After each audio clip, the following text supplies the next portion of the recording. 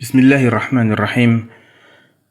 Alhamdulillahi wahdah wassalatu wassalam ala man la nabiyya ba'dah wa ala alihi wa sahbihi wa man walah amma ba'd.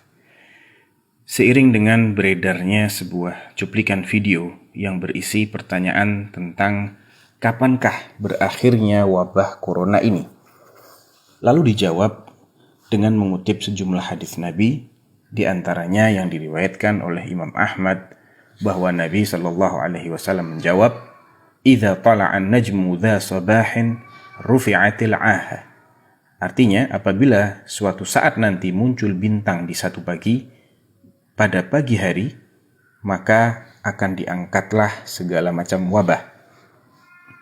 Kemudian pembicara menafsirkannya dengan virus yang menular, yang makan korban secara massal bakal terangkat ketika bintang itu muncul di satu pagi.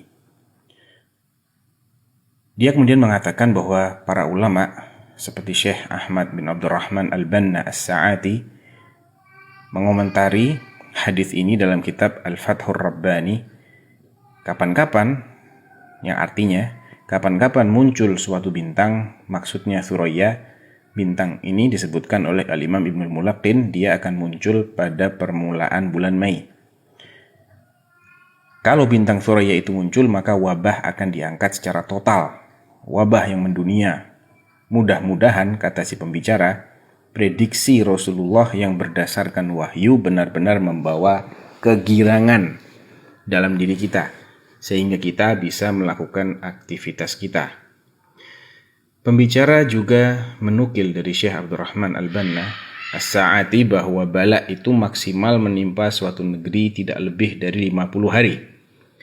Al-Imam Ibnu Hajar Al-Asqalani dan Badruddin Al-Aini mengatakan bahwa wabah ini akan terangkat ketika masuk musim panas.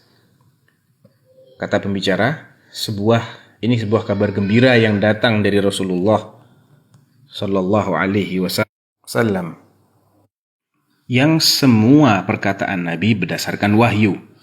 Kemudian pembicara mengutip sebuah hadis riwayat At-Tabrani yang berbunyi, "Idza tala'an najmu rufi'atil 'ahatu an kulli balad." Artinya, apabila bintang itu muncul, maka segala macam wabah yang mendunia ini tingkat internasional bakal terangkat dari seluruh negeri.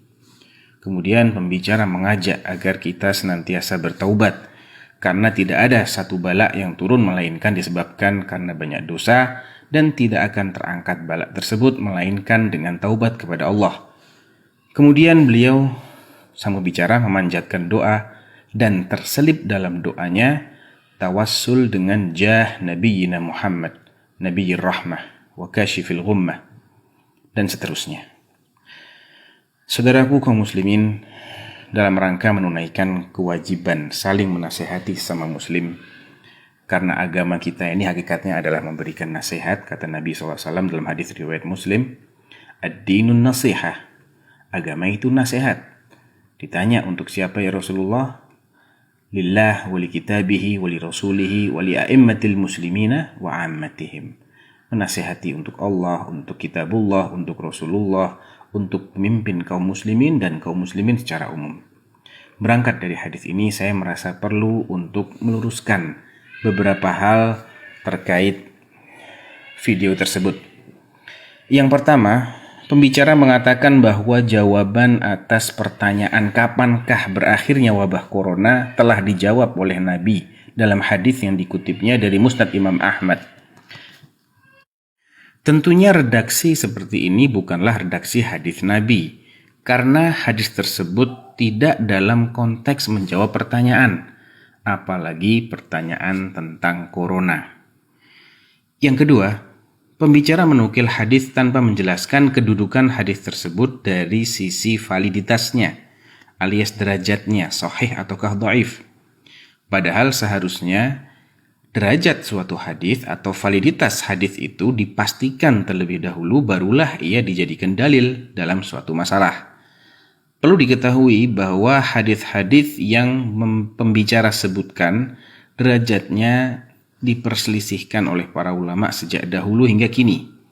Sejumlah ahli hadis dari kalangan salaf seperti Imam Abu Ja'far Al-Uqaili yang wafat tahun 322 Hijriah Dalam kitab Ad-Du'afa Al-Kabir, karya beliau, setelah mengutip hadis ini, meriwayatkan hadis ini, dan kemudian beliau mendhaifkannya, beliau menyebutkan alasannya, yaitu adanya seorang perawi yang bernama Isal bin Sufyan yang bersendirian dalam meriwayatkannya.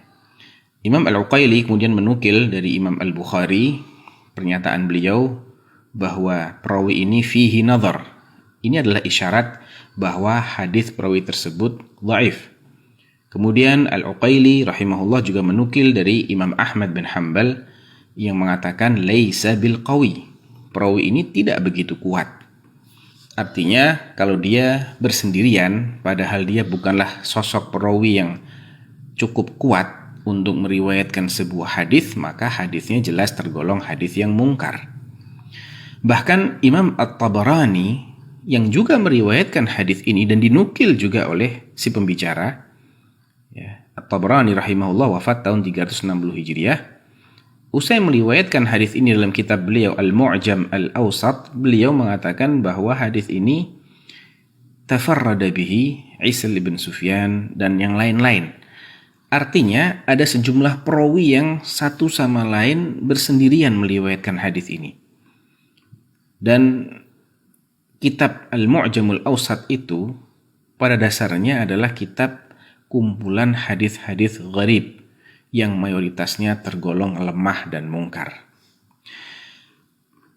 Hadis ini juga dinyatakan ghairu mahfudz, yang artinya nyeleneh, oleh Al-Imam Ibnu Adi yang wafat tahun 365 Hijriah dalam kitab beliau Al-Kamil fi Du'afa'ir Rijal. Adapun dari kalangan ulama generasi berikutnya yang menganggap lemah hadis ini adalah seperti Imam Al-Khalili dalam kitabnya Al-Irsyad. Ya, beliau wafat tahun 446 Hijriah. Demikian juga Ibnu Tahir Al-Qaisarani yang wafat tahun 508 Hijriah. Imam Al-Busiri yang wafat tahun 840 Hijriah.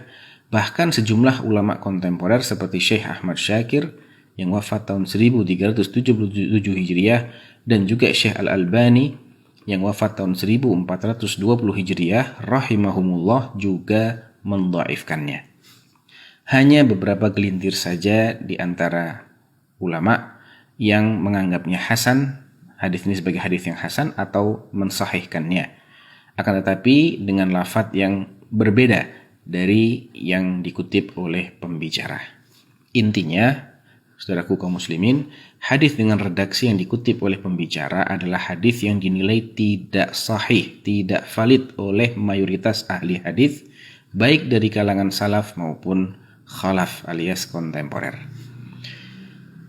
Catatan ketiga, andaipun hadis ini dianggap benar, dianggap valid, maka maksudnya bukanlah seperti yang disebutkan oleh saudara pembicara, bahwa ia meliputi segala macam penyakit dan wabah termasuk corona.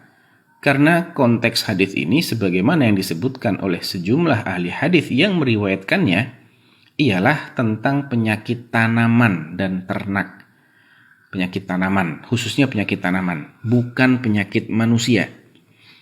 Hal ini dijelaskan oleh Al-Imam Abu Ja'far At-Tahawi rahimahullah yang wafat tahun 321 Hijriah dalam kitab Syarah Mushkil Al-Athar. Dengan setelah beliau menyebutkan hadis ini, beliau mengkorelasikannya, menyandingkannya dengan hadis yang diriwayatkan oleh seorang tabi'in bernama Uthman bin Abdullah bin Suraqah dari sahabat Ibn Umar yang mengatakan anna Nabi sallallahu alaihi wasallam naha an bai'i thimari hatta tadhhab al-'aha. Nabi melarang menjual hasil kebun hingga musim penyakit berlalu.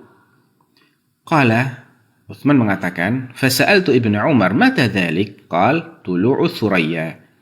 Uthman bertanya kepada Ibnu Umar, kapankah berlalunya musim penyakit itu?